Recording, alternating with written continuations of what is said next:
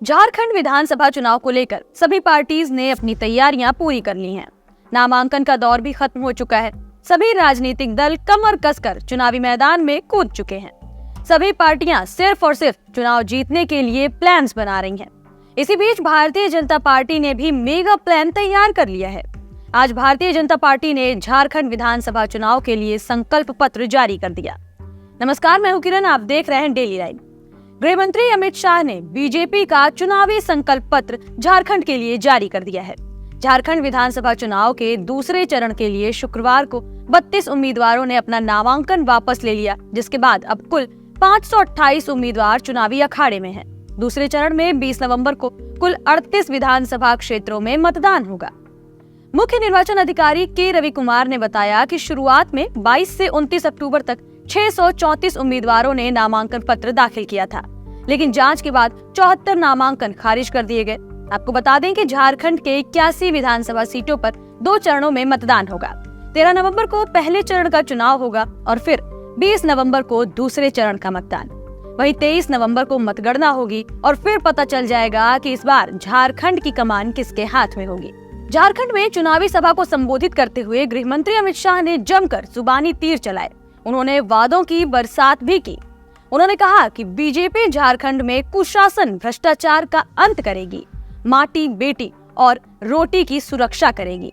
साथ ही गृह मंत्री ने ये भी कहा कि झारखंड में यूसीसी जरूर लागू होगा। गृह मंत्री अमित शाह ने सीएम हेमंत सोरेन पर झारखंड में घुसपैठियों को पनाह देने का आरोप तक लगा दिया।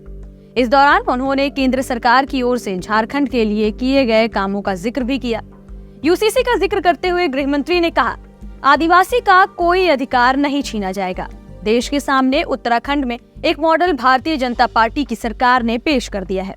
उसमें हमने आदिवासियों को, उनके रीति रिवाजों को, संस्कारों को और उनके कानूनों को पूरी तरह से यूसीसी के दायरे से बाहर रखा है। बीजेपी देश भर में जहां जहां यूसीसी लाएगी, वहां वहां आदिवासियों को बाहर रखकर उसे लागू किया जाएगा। रांची में रैली को संबोधित करते हुए केंद्रीय गृह मंत्री अमित शाह ने झारखंड के मुख्यमंत्री हेमंत सोरेन पर जमकर निशाना साधा। उन्होंने कहा कि झारखंड का ये चुनाव न केवल सरकार बदलने का चुनाव है, बल्कि झारखंड का भविष्य सुरक्षित करने का चुनाव है। झारखंड की महान जनता को तय करना है कि भ्रष्टाचार में डूबी हुई सरकार चाहिए या विकास के रास्ते पर चलती हुई पीएम मोदी के नेतृत्व वाली बीजेपी सरकार चाहिए। इतना ही नहीं, गृह मंत्री ने यह भी कहा कि घुसपैठ कराकर झारखंड की अस्मिता को खतरे में डालने वाली सरकार चाहिए या फिर परिंदा भी पर न मार सके ऐसी सरकार, ऐसी सुरक्षा करने वाली बीजेपी सरकार चाहिए। अमित शाह ने सीएम हेमंत सोरेन पर घुसपैठियों को पनाह देने का आरोप लगाया तो जनता के बीच भी ताली बजने लगी।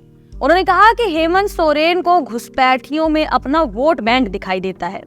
इस राज्य में घुसपैठियों की वजह से आदिवासियों की संख्या घट रही है, डेमोग्राफी बदल रही है और हेमंत सोरेन की सरकार अपनी धुन में मस्त है। शाह ने यहाँ लोगों से वादा करते हुए कहा कि बीजेपी सरकार आएगी तो घुसपैठियों को झारखंड से बाहर निकाल फेंकेगी। बीजेपी के मैनिफेस्टो में 25 संकल्प हैं। इसके जरिए जनता को अपने पाले में लाने की कोशिश भाजपा के जरिए की जा रही है। इनमें से जो सबसे बड़े वादे हैं, चलिए आपको भी बता दें।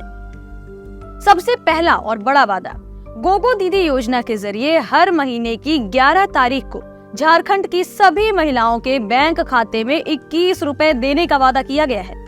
इसके साथ ही अमित शाह ने कहा कि बीजेपी सरकार गरीब परिवारों को 500 रुपए में गैस सिलेंडर देगी और दिवाली और रक्षाबंधन में एक गैस सिलेंडर फ्री भी दिया जाएगा।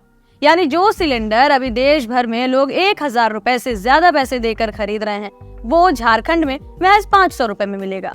अब फिलहाल बीजेपी की सरकार बनने के बाद बीजेपी ये कैसे करेगी, ये तो देखने वाली बात होगी, क्योंकि पूरा देश महंगाई से परेशान है। खासतौर पर ये सिलेंडर की मार लोगों की कमर पर अक्सर असर डाल देती है। 5 साल के अंदर झारखंड के युवाओं के लिए 5 लाख स्वरोजगार के अवसर सृजन करने की बात कही गई है। इसके अलावा 2,87,500 सरकारी पदों पर निष्पक्ष और पारदर्शी तरीके से भर्ती सुनिश्चित करने की बात भी इस मैनिफेस्टो में कही गई है। इसके लिए पहली कैबिनेट में ही भर्ती की प्रक्रिया शुरू करने और नवंबर 2025 तक, यानी कुल 1 साल में ही 1.5 लाख पदों पर भर्ती की प्रक्रिया पूरी कराने का वादा किया गया है। सभी परीक्षाओं के लिए एक वार्षिक कैलेंडर पेश करने का वादा इस मैनिफेस्टो में नजर आया है। हर साल लाल झारखंडी युवाओं के लिए स्वरोजगार के अवसर देने की बात भी कही गई है। झारखंड में अवैध बांग्लादेशी घुसपैठ को रोकने और आदिवासी समुदाय के अधिकारों की रक्षा के लिए ठोस कदम उठाने का वादा किया गया है। और तो और घुसपैठियों के जरिए कब्जाई गई आदिवासी जमीन को वापस लौटाने के लिए कानून बनाने जैसा बड़ा वादा भी किया गया है। इसके साथ ही जो सबसे बड़ी बात कही गई है वो ये है कि सरकार तय करेगी कि आदिवासी महिलाओं से शादी करने वाले घुसपैठियों के बच्चों को आदिवासी का दर्जा न दिया जाए, ताकि आदिवासी समुदाय की भावी पीढ़ी अपने अधिकारों का लाभ सीधे तौर पर ले सके, उन्हें किसी के साथ इस लाभ को शेयर न करना पड़े। महिला सशक्तिकरण के लिए 50 लाख तक की अचल संपत्ति के रजिस्ट्रेशन के लिए 1 रुपए के स्टैंप ड्यूटी को दोबारा बहाल करने का वादा भी किया गया है। झारखंड में जनता से तमाम वादे करने के बाद गृह मंत्री ने मौजूदा सरकार पर जमकर निशाना साधा। अब प्रधानमंत्री नरेंद्र मोदी 4 नवंबर को झारखंड का दौरा करेंगे और 2 जनसभाओं को संबोधित करेंगे। साथ ही अपने प्रत्याशियों के पक्ष में जनता से वोट देने की अपील भी करेंगे। पीएम मोदी के दौरे के बाद यहाँ रक्षा मंत्री राजनाथ सिंह भी 5 नवंबर को जमशेदपुर में एक जनसभा को संबोधित करेंगे।